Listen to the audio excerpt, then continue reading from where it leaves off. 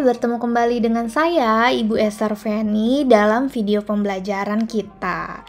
Hari ini kita akan membahas mengenai ancaman di bidang Ipolek Sosbudhankam atau ideologi, politik, ekonomi, sosial budaya, serta pertahanan dan keamanan.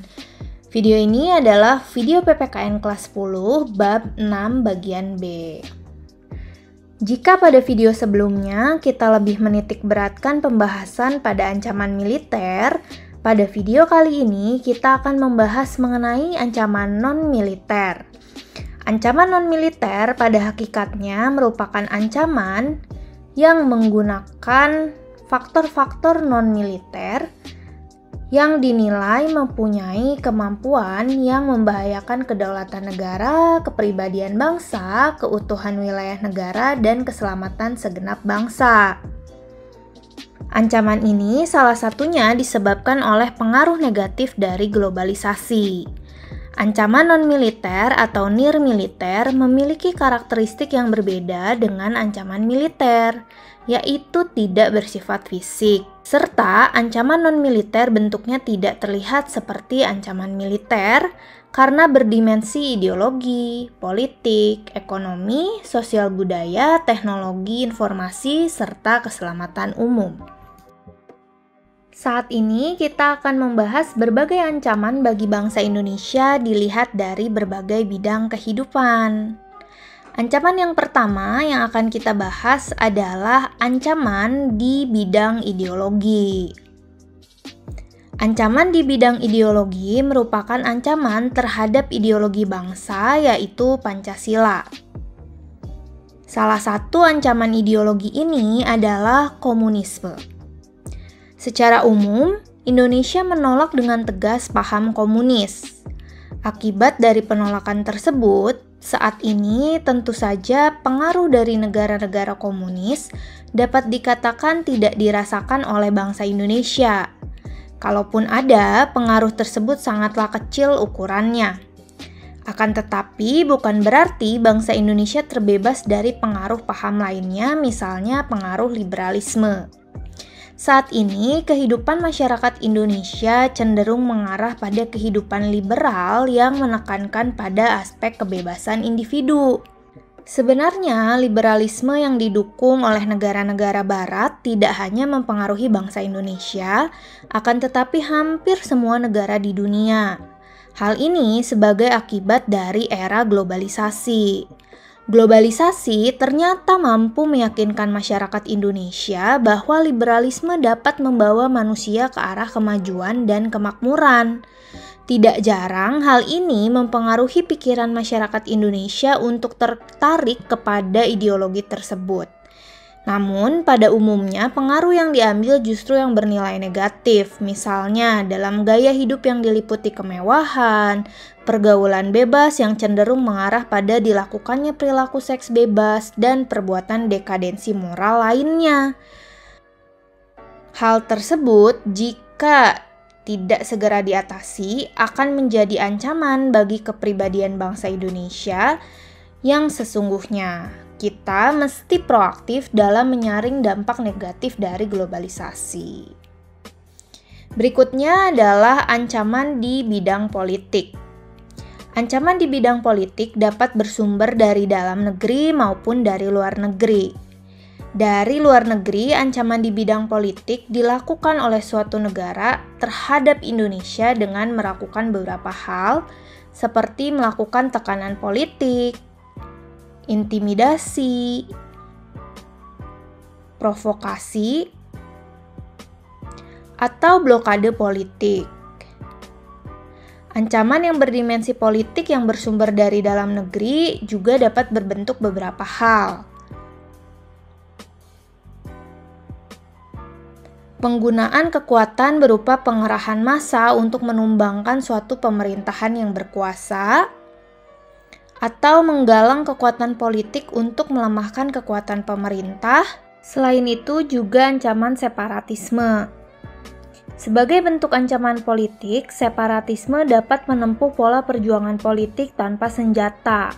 Pola perjuangan tidak bersenjata sering ditempuh untuk menarik simpati masyarakat internasional.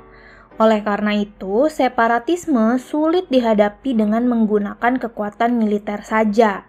Hal ini membuktikan bahwa ancaman di bidang politik memiliki tingkat resiko yang besar yang dapat mengancam kedaulatan, keutuhan, dan keselamatan bangsa.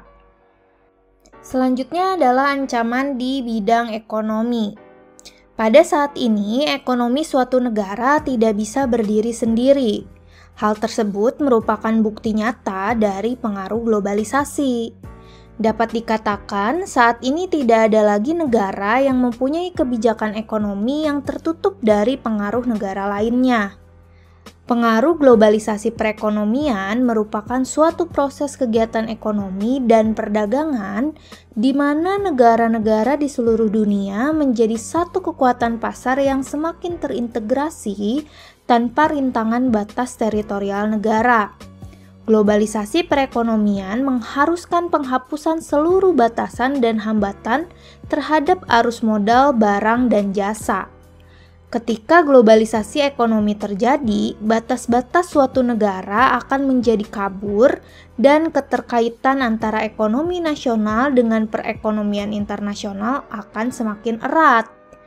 Globalisasi perekonomian di satu pihak akan membuka peluang pasar produk dari dalam negeri ke pasar internasional, sebaliknya juga membuka peluang masuknya produk-produk global ke dalam pasar domestik. Hal tersebut tentu saja selain menjadi keuntungan, juga menjadi ancaman bagi kedaulatan ekonomi suatu negara.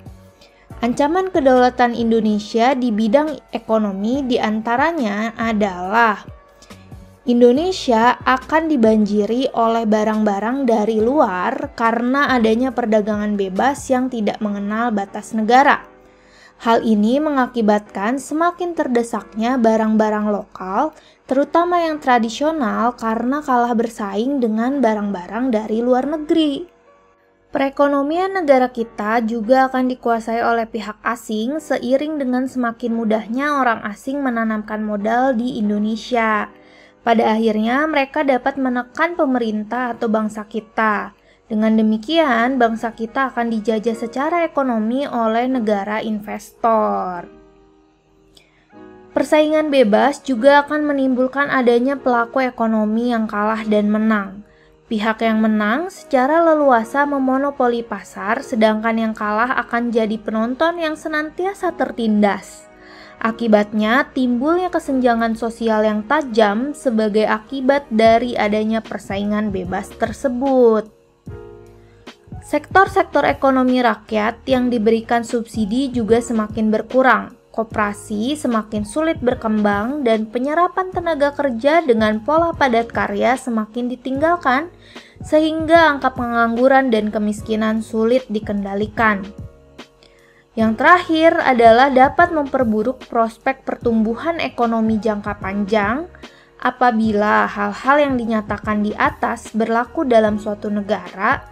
Maka dalam jangka pendek pertumbuhan ekonominya menjadi tidak stabil dan dalam jangka panjang pertumbuhan yang seperti ini akan mengurangi lajunya pertumbuhan ekonomi. Selanjutnya adalah ancaman di bidang sosial budaya. Ancaman di bidang sosial budaya dapat dibedakan atas ancaman dari dalam dan dari luar. Ancaman dari dalam ditimbulkan oleh isu-isu kemiskinan, kebodohan, keterbelakangan, dan ketidakadilan. Isu tersebut menjadi titik pangkal timbulnya permasalahan seperti premanisme, separatisme, terorisme, kekerasan, dan bencana akibat perbuatan manusia. Isu tersebut akan mengancam persatuan dan kesatuan bangsa, nasionalisme, dan patriotisme. Adapun ancaman dari luar yang timbul sebagai akibat negatif dari globalisasi diantaranya munculnya gaya hidup konsumtif dan selalu mengkonsumsi barang-barang yang dianggap bagus dari luar negeri. Lalu munculnya sifat hedonisme, yaitu kenikmatan pribadi dianggap sebagai suatu nilai hidup yang tertinggi. Hal ini membuat manusia memaksakan diri mencapai kepuasan dan kenikmatan pribadinya, meskipun harus melanggar norma-norma yang berlaku di masyarakat seperti mabuk-mabukan, pergaulan bebas, foya-foya, dan sebagainya. Adanya sikap individualisme, yaitu sikap yang selalu mementingkan diri sendiri serta memandang orang lain itu tidak ada dan tidak bermakna. Sikap seperti ini dapat menimbulkan ketidakpedulian terhadap orang lain, misalnya menghardik pengemis, pengamen, dan sebagainya. Lalu munculnya gejala westernisasi, yaitu gaya hidup yang selalu berorientasi pada budaya barat tanpa diseleksi terlebih dahulu, seperti meniru model pakaian yang biasa dipakai orang-orang barat yang sebenarnya bertentangan dengan nilai dan norma yang berlaku.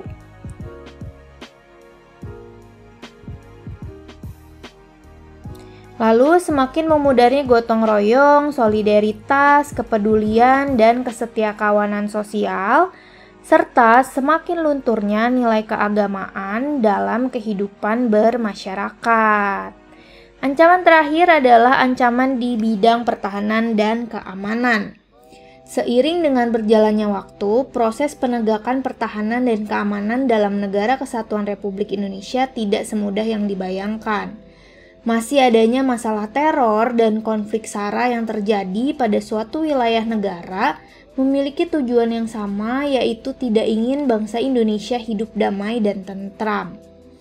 Oleh karena itu, penerapan dan penegakan hukum dan keadilan harus terus ditingkatkan. Semakin bermunculan masalah di suatu wilayah mengakibatkan hilangnya tingkat kewibawaan hukum dan kemerosotan wibawa para penegaknya. Dengan demikian, kita harus mengantisipasi ancaman sedini mungkin di bidang pertahanan dan keamanan, baik secara militer maupun non-militer.